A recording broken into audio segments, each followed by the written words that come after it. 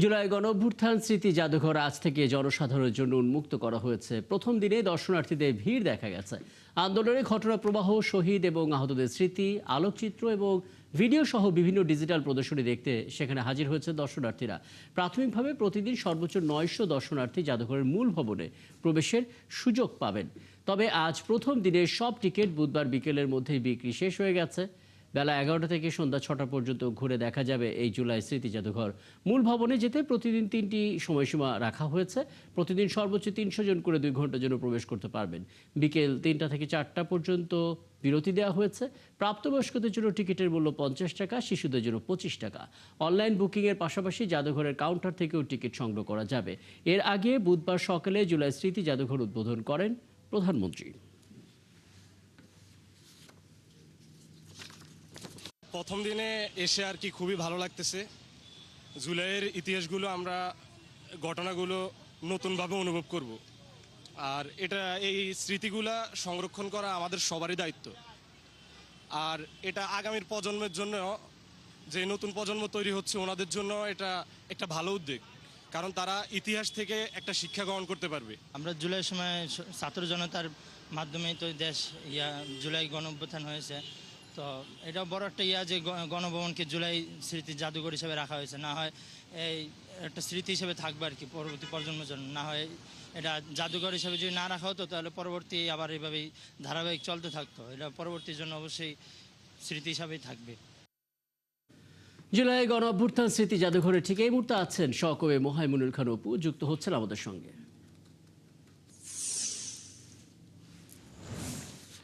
অপু, এর আগে আপনার সঙ্গে কথা হচ্ছিল, যেহেতু গেল বুধবারেই আজকের দিনের টিকিট সব বিক্রি হয়ে গেছে, তার মানে দর্শনার্থী যারা আসার তারা চলে এসেছেন এবং সকাল 11টা থেকে যখন তারা দেখা শুরু করেছেন এখন পর্যন্ত তারা আছেন। 4টা থেকে 5টা পর্যন্ত একটা ছোট বিরতির কথা আমরা শুনতে পাচ্ছি। প্রথমত একজনকে আসলে কেমন সময় লাগছে পুরো জাদুঘর এসে ঘুরে দেখতে, এবং ঘুরে দেখার পর তারা আসলে কি বলছেন? 900 জনের বেশি যদি হয়ে যায় সেক্ষেত্রে তারা পরবর্তীতে কি করবেন? টিকিটের দাম এবং এখন পর্যন্ত আয়োজন নিয়ে, ব্যবস্থাপনা নিয়ে কারো কোনো মন্তব্য আছে কিনা অপু?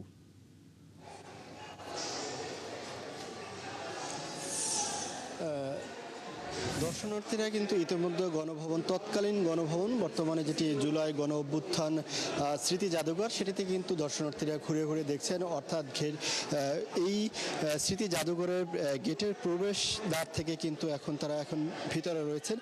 আমরা এই যতটুকু সম্ভব এতটুকু সময়ের ভিতরে, প্রায় ঘণ্টাখানেকের ভিতরে আমরাও ভিতরে রয়েছি।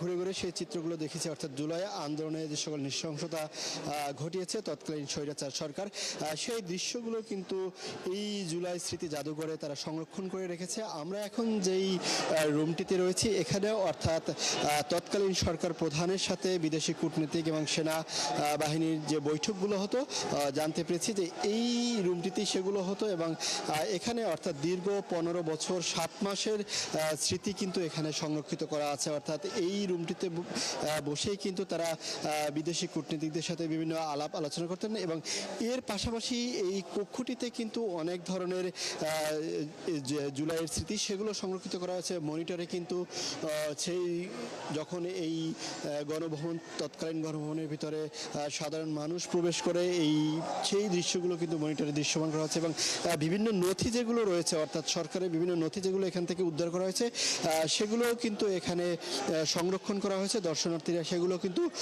ঘুরে ঘুরে দেখছেন। আমরা একজন দর্শনার্থীর সাথে কথা বলতে চাই। আপনি কোথা থেকে এসেছেন, কি কি দেখলেন, এবং এই আজকে প্রথম দিনে আপনারা প্রবেশ করেছেন, আপনাদের অনুভূতি এবং আপনাদের মন্তব্য জানতে চাচ্ছি।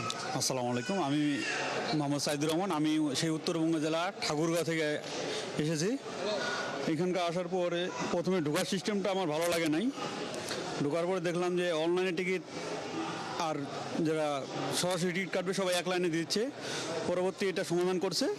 পরে আসার পর জুলাই জাদুঘরে আসার পর দেখলাম বিভিন্ন ধরনের যে শেখ হাসিনার আমলে যে কুকর্ম কাজগুলো হয়েছিল বা খারাপ, সেইগুলা জুলাই স্মৃতি জাদুঘরে উপস্থাপনা করা হয়েছে। আমরা একজন সিনিয়র পার্সন আছেন, বয়স্ক মানুষ, আমরা তার সাথে একটু কথা বলবো। আপনি আজকে এখানে এসেছেন, ঘুরে ঘুরে দেখছেন, যদি আপনি আপনার একটু মন্তব্যটি বলতেন। না, হ্যাঁ, আমি বাসা চলে আসছি, আমি একটু এখানে বিভিন্ন শ্রেণী পেশার মানুষ যারা রয়েছে তারা কিন্তু ঘুরে ঘুরে দেখছেন এবং এই সেই 5ই আগস্টের সময় এই গণভবনে একদম আপনার মাধ্যমে আসলে ময়মনসিংহের অপু এই জুলাই স্মৃতি জাদুঘরের ভেতরে ছবিটা দেখতে পাচ্ছি। নিশ্চয়ই পরে যখন আসবো তখন সাধারণ মানুষ যারা বাইরে অপেক্ষা করছেন তাদের কথাগুলো, তাদের ছবিগুলো আশা করি দেখতে পারবো। সহকবি মোবাহিনুল খান উপযুক্ত হয়েছিলেন জুলাই স্মৃতি জাদুঘরের, আজকে যেহেতু খুলে দেওয়া হয়েছে সেই ছবিগুলো আসলে তার মাধ্যমে দেখছিলাম। এদিকে জুলাই গণঅভ্যুত্থানে মানবতা বিরোধী অপরাধের অভিযোগে করা মামলায় কার্যক্রম নিষিদ্ধ আওয়ামী লীগের সাধারণ সম্পাদক ও সাবেক মন্ত্রী ওবায়দুল কাদের সহ 7 আসামির বিরুদ্ধে দ্বিতীয় দিনের মতো যুক্তিতর্ক উপস্থাপন চলছে। আন্তর্জাতিক অপরাধ ট্রাইব্যুনাল 2-এর চেয়ারম্যান বিচারপতি নজরুল ইসলামের নেতৃত্বে 3 সদস্যের বিচারিক প্যানেলে যুক্তিতর্ক হচ্ছে। এর আগে আদালতে কল রেকর্ড সাবমিট করে প্রসিকিউশন। সেখানে 2024 সালে 11 জুলাই নিষিদ্ধ ছাত্রলীগ সভাপতি সাদ্দামকে সরাসরি ফোন করে শিক্ষার্থীদের ওপর হামলার নির্দেশ দেন ওবায়দুল কাদের। এছাড়া চট্টগ্রামের শহীদ ওয়াসিম সহ 6 হত্যা মামলায় হাসান মাহমুদ, নওফেল, ফজলে করিম সহ 22 জনের বিরুদ্ধে সূচনা বক্তব্য এবং সাক্ষ্য গ্রহণ পিছিয়ে 24 আগস্ট ঠিক করে ট্রাইব্যুনাল। দর্শক, বিদ্যুতের বাড়তি বিল, গ্যাস সংকট এবং দ্রব্যমূল্যের ঊর্ধ্বগতি সহ চলমান নানা ইস্যু নিয়ে রাজধানী মুক্তাঙ্গনে কর্মসূচি পালন করছে একাদলীয় ঐক্য। আমরা সরাসরি চলে যাচ্ছি সেখানে। দৌড় সালাউদ্দিনের কথা মনে আসে না নাই? দৌড় সালাউদ্দিনের কথা মনে আসে না নাই? এরকম পাতিলা নিয়া আর হান্ডি নিয়া যখন রাস্তার মধ্যে জনগণ নামছিল আর আমাদের সালাউদ্দিন সাহেব শরীর একটা হেডম দেখাইতে গিয়েছিল আর জনগণ এমন হেডম দেখাইছে একই দৌড়ে দৌড় সালাউদ্দিন লোক পেয়ে গেছে। আমি সরকারকে পরিষ্কার ভাষায় বলে দিতে চাই, ওই দৌড় সালাউদ্দিনের অবস্থা আপনাদের হোক, আমরা চাই না। আমি বলতে চাই, আমরা দেখেছি ক্ষমতায় আসার আগে জনগণ ক্ষমতা একসাথে তসবিহ আদায় করেছেন, এখন জনগণ বাদ দিয়ে শুধু ক্ষমতা ক্ষমতা বলছেন। মনে রাখবেন, এই দেশের জনগণ এরকম যারা ক্ষমতা লোভী তাদেরকে অতীতে বারবার পালাতে বাধ্য করেছে। সংগ্রামী ভাই, আমরা রাজধানীর মুক্তাঙ্গনে ছিলাম এবং সেখানে বিদ্যুৎ, গ্যাস, দ্রব্যমূল্য সহ নানা ইস্যুতে কর্মসূচি পালন করছিল একাদলীয় ঐক্য এবং নিশ্চয়ই তার বক্তব্যের আরও বিস্তারিত থাকবে আমাদের পরবর্তী সংবাদ সংযোগগুলোতে। 36 দিনে নয়, গেল 17 বছরের আন্দোলনে জুলাই এসেছে বলে মন্তব্য করেছেন মালয়েশিয়ায় নিযুক্ত বাংলাদেশের হাইকমিশনার মঞ্জুল করিম খান চৌধুরী। জুলাই শহরে কুয়ালালামপুর হাইকমিশনের এক সভায় তিনি এ মন্তব্য করেন। এদিকে 36 জুলাই স্মৃতি সংসদ আয়োজিত এক সভায় বক্তারা বলেন, 24-এর গণ আন্দোলনে প্রবাসীদের ভূমিকা ছোট করে দেখার সুযোগ নেই। কুয়ালালামপুর থেকে আরও জানাচ্ছেন মোস্তফা ইমরান রাজু। ছাত্রদের কোটা আন্দোলনের সমর্থন জানিয়ে 2024-এর জুলাইয়ে মালয়েশিয়ার বিভিন্ন বিশ্ববিদ্যালয়ে মানববন্ধন করেন প্রবাসী শিক্ষার্থীরা। শান্তিপূর্ণ সে আন্দোলন থামাতে কুয়ালালামপুরের বাংলাদেশ হাইকমিশনের উদ্যোগে সেদিন স্থানীয় পুলিশ দিয়ে হয়রানি করারও অভিযোগ রয়েছে। বুধবার কুয়ালালামপুরের বুকিত বিন্তানে 36 জুলাই স্মৃতি সংসদ আয়োজিত সভায় বক্তারা স্মরণ করেন 2 বছর আগের সেসব ঘটনা। দেশে এবং প্রবাসে আমরা এই আন্দোলনকে বেগবান করি, সরকার যেন টিকতে না পারে। এর যা যা করণীয় আমরা দল মত নির্বিশেষে ঐক্যবদ্ধভাবে আমরা কাজ করি, আন্দোলন করি, সংগ্রাম করি। হুমকি এবং বিভিন্ন রকমের ধমকি দেওয়া হচ্ছিল, তখন আমরা পুরোপুরি ভাবে এটাতে ইনভলভ হই। আমার মধ্যে এই ফিলিংসটা আসে যে we need to do something. আমরা ওইভাবে হয়তো কিছু করতে পারবো না, বাট অ্যাটলিস্ট সাপোর্টটা আমাদের অন্তত দেখানো উচিত। বক্তারা বলেন, জুলাই কারো একার সম্পত্তি নয়, বরং সকলের। জুলাইকে ধারণ করে সবাইকে দেশ গঠনে ঐক্যবদ্ধ হওয়ার আহ্বানও জানান তারা। যতক্ষণ পর্যন্ত এই বাংলাদেশে এই গণহত্যা, এই শিক্ষার্থীদের উপর নির্যাতন, জনতার উপর নির্যাতন বন্ধ না হবে, ততক্ষণ আমরা বাংলাদেশের ইন্টারেস্ট পাবো না। গ্রামের বাড়িতে পুলিশ যাওয়া শুরু করলো, গোয়েন্দার লোকজন গ্রামে ঘুরতেছে, তারা খোঁজ খবর নিচ্ছে। এদিকে কুয়ালালামপুরের বাংলাদেশ হাইকমিশন আয়োজিত এক সভায় বক্তারা বলেন, 24-এর গণ অভ্যুত্থানে ফ্যাসিস্ট সরকারের পতন নিশ্চিতে মালয়েশিয়া প্রবাসীরা দারুণ ভূমিকা রেখেছিলেন।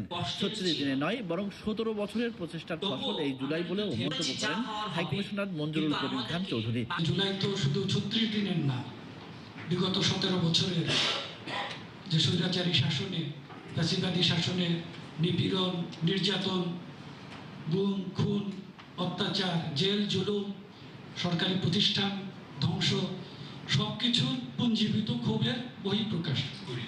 অনুষ্ঠানে জুলাইয়ের উপর নির্মিত দুটি প্রামাণ্যচিত্র দেখানো হয়। Mostafa Imran Raju, ৭১, Kuala Lumpur, Malaysia. দর্শক, নিশ্চয়ই প্রতিবেদনটা আমরা পরবর্তীতে দেখব, তবে তার আগে বলে রাখি, সিলেটে হামের উপসর্গ নিয়ে আরও 2 শিশুর মৃত্যু হয়েছে। মারা যাওয়া শিশুর মধ্যে একজনের বয়স 4 মাস, অপরজনের 7 মাস। বৃহস্পতিবার সকালে বিষয়টি নিশ্চিত করে বিভাগীয় স্বাস্থ্য অধিদপ্তর। এ নিয়ে সিলেট বিভাগে হাম উপসর্গ নিয়ে মৃতের সংখ্যা বেড়ে দাঁড়ালো 120 জনে। মারা যাওয়াদের মধ্যে একজন প্রাপ্তবয়স্ক ছাড়া বাকি সবাই শিশু। এদের মধ্যে সিলেট জেলার 43 জন, সুনামগঞ্জের 51 জন, মৌলভীবাজারের 13 জন রয়েছেন।